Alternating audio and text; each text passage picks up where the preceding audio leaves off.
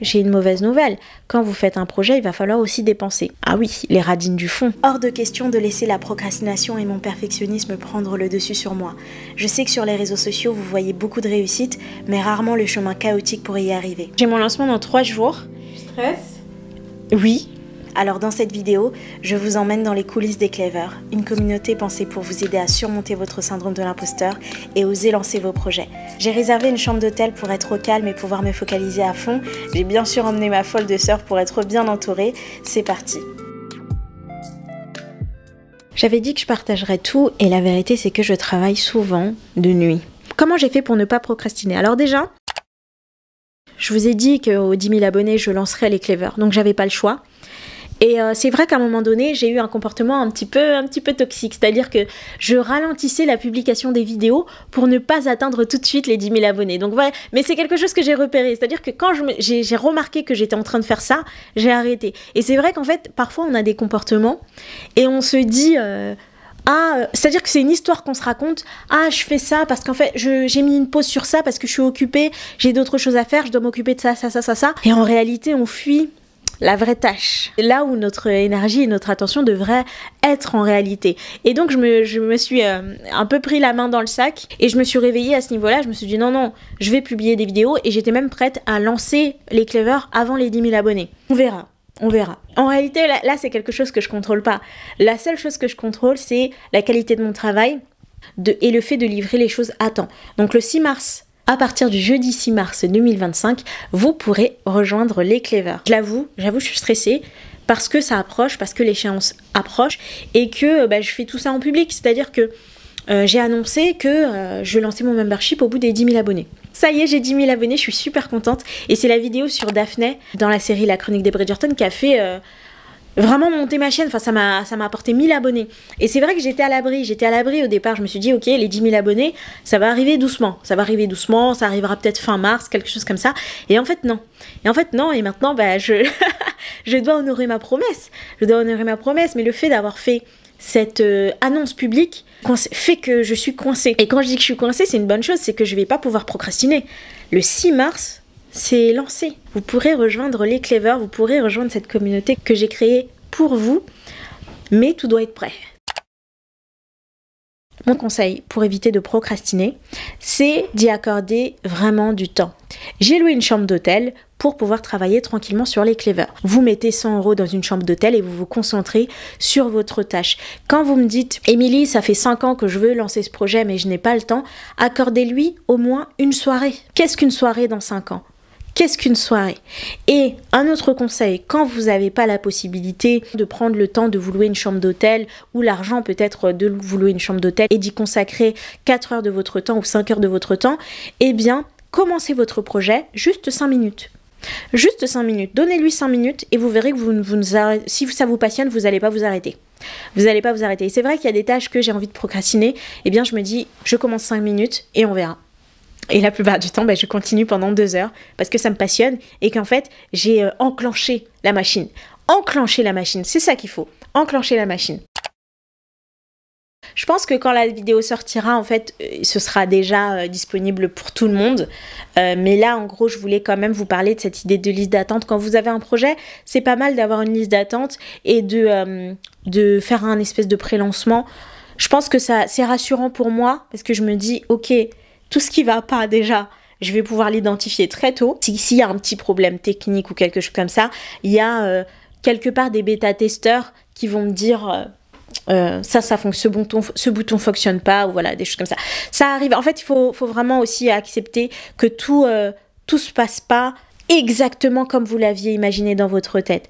Moi, quand je regarde ma plateforme, c'est encore mieux que ce que j'imaginais. J'ai une mauvaise nouvelle.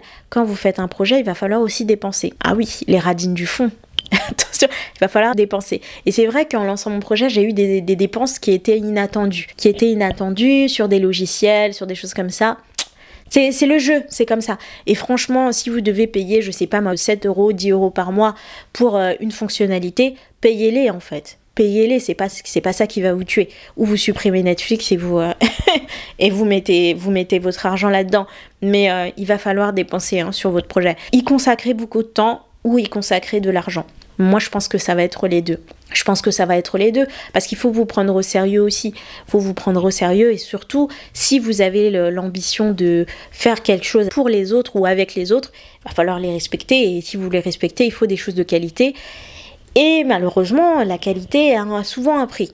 Pas toujours, mais souvent elle a un prix. Ah, j'ai retrouvé la liste d'attente.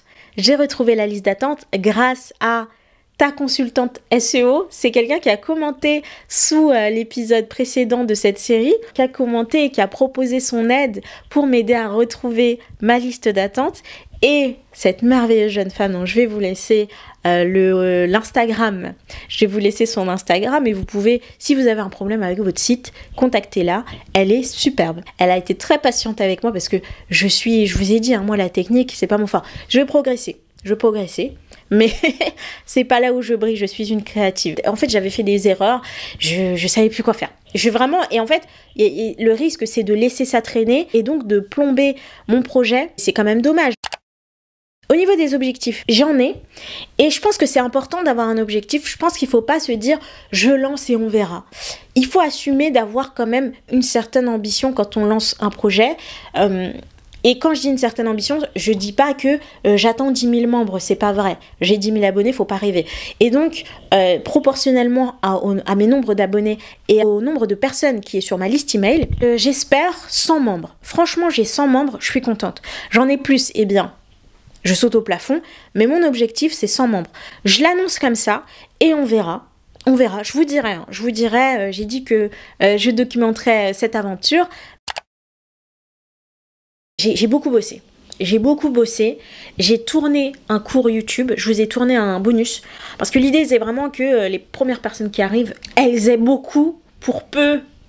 C'est-à-dire qu'elles vont peu dépenser, et elles vont avoir beaucoup. Mais ça, c'est pour les premières personnes. Ensuite ça augmente, hein. Ça augmente, les amis. Donc, ce qui va se passer, c'est que j'ai commencé le montage de mon cours YouTube, ça m'a pris 2 heures. Le titre du cours, c'est « Passer de 0 à 10 000 abonnés YouTube en 1 an ». Je sais qu'on vous promet des 100 000, des 100 000 en 3 mois, mais en réalité, pour moi, 10 000 abonnés en 1 an, c'est largement faisable. Et il y a pas mal de gens qui, je pense, veulent lancer une chaîne YouTube sur ma chaîne. Donc, et l'idée, c'était d'avoir un espace où vous puissiez aller de contenu en contenu de manière très simple. Donc j'ai créé les Clever, où il y a un espace réservé aux lives et au replay des lives. J'ai créé un espace pour les podcasts. J'ai enregistré mon premier épisode de podcast, je suis super contente. Et la thématique, je pense que ça va vous bousculer et que vous allez voir votre syndrome de l'imposteur, mais aussi votre projet sous un nouvel angle. C'est le but, et franchement, je sais que je vous bouscule sur certains points, je vous donne de la force parce que c'est le but, mais l'idée, c'est pas que je sois cette amie qui vous flatte. L'idée, c'est pas de vous flatter, mais de vous faire voir les choses telles qu'elles sont et de vous pointer aussi les erreurs que vous pourriez faire, que vous faites probablement. Je parle dans le podcast d'une phase très inconfortable et que votre syndrome de l'imposteur vous fait fuir. Alors qu'en fait, c'est l'étape 1. Vous êtes obligé de passer vers cette étape-là, et en fait, sur les réseaux sociaux, personne n'en parle. Personne ne parle de cette étape-là, donc on en parle, j'en parle dans le podcast, et je pense qu'il va vous toucher. Je pense vraiment qu'il va vous toucher. Quand je me suis réécoutée, je me suis dit, au début d'un projet, j'aurais aimé avoir un podcast comme ça. Comme je vous l'ai dit, pour moi, le syndrome de l'imposteur, c'est surtout beaucoup de peur. Perfectionnisme, procrastination, c'est beaucoup de peur. Et en fait, ces peurs-là, on va les déconstruire et on va voir ce qui se cache vraiment derrière tout ça. Et il faut réfléchir, en fait. Il faut vraiment réfléchir, se connaître et sortir de sa zone de confort. Le premier défi, il est beau. Peut-être que certaines pleureront en le faisant parce que c'est ça, ça titille un petit peu. Mais l'idée, c'est ça. Est-ce que vraiment vous voulez des conseils ne changez rien, restez comme vous êtes et ça va aller. Non, vous voulez quand même des tips pour changer certains aspects de votre vie et pour vous améliorer aussi. Je pense que c'est ce que vous voulez. Et c'est un défi tiré d'un personnage de série que j'aime bien. Peu de gens connaissent cette série, hein. Franchement, si vous connaissez la série, vraiment, bien vu. Mais c'était une série sur une journaliste qui n'est pas la série avec Carrie Bradshaw, absolument pas. C'est une autre série qui est plus de niche, mais en fait, je trouve ça intéressant de aussi vous sortir d'autres personnages, que vous découvriez aussi des séries. Mais elle avait une action qu'elle faisait tous les matins. Je vais pas vous dire quel personnage c'est trop simple. Rejoignez les Clever pour découvrir ce personnage. Mais elle avait une action qu'elle faisait tous les matins. Et ça m'avait marqué. Ça m'avait marqué et ça m'avait fait me dire que, en réalité, personne va vous sauver. personne va vous sauver, vous pouvez pas compter sur les autres pour que vous vous sentiez mieux, que vous ayez une meilleure estime de vous-même. Il y a beaucoup de choses qui vont reposer sur vous. Et donc on va apprendre ça dans les Clever. On va apprendre à être plus indulgente avec soi-même et avoir un plan. L'idée, franchement, c'est d'avoir un plan. Pour le lancement des Clever, moi, il me fallait un plan.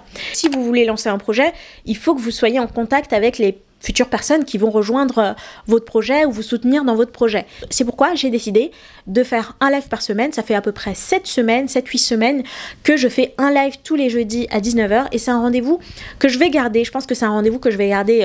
Je vais essayer de le garder pour toujours, hein. Ça va me demander beaucoup d'énergie. Pas beaucoup de préparation parce que les lives, en fait, j'ai 4 sous-thématiques. C'est-à-dire pour Gossip Girl, d'ailleurs, le live sur Gossip Girl, il était super.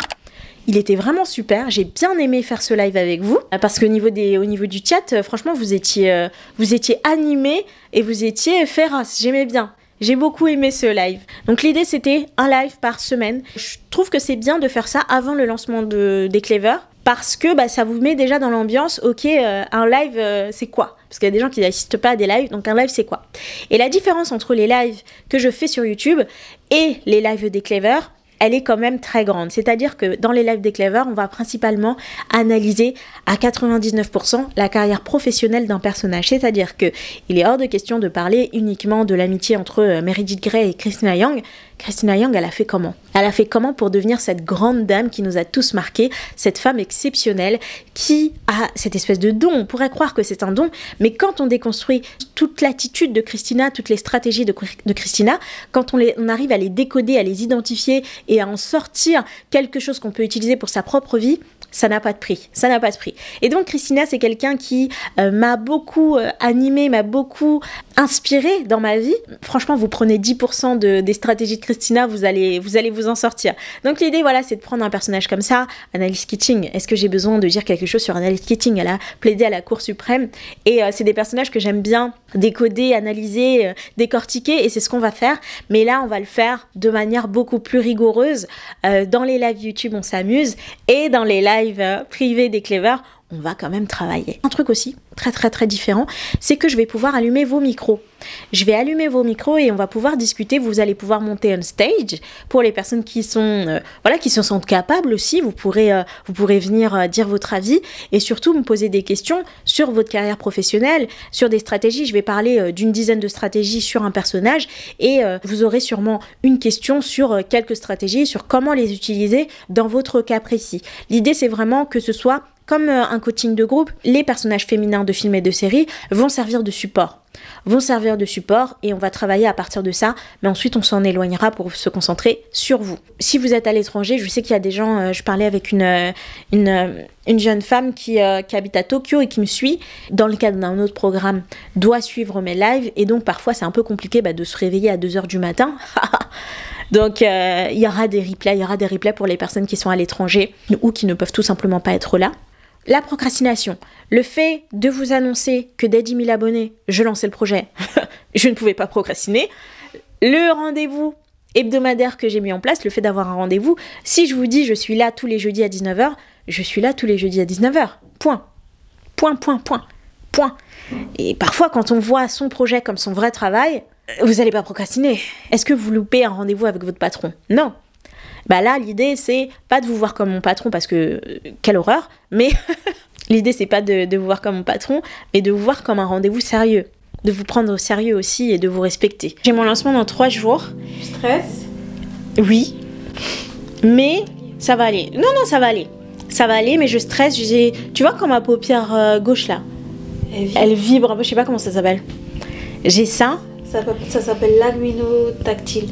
Excusez-nous, Dr Shepherd. Ah, j'invente.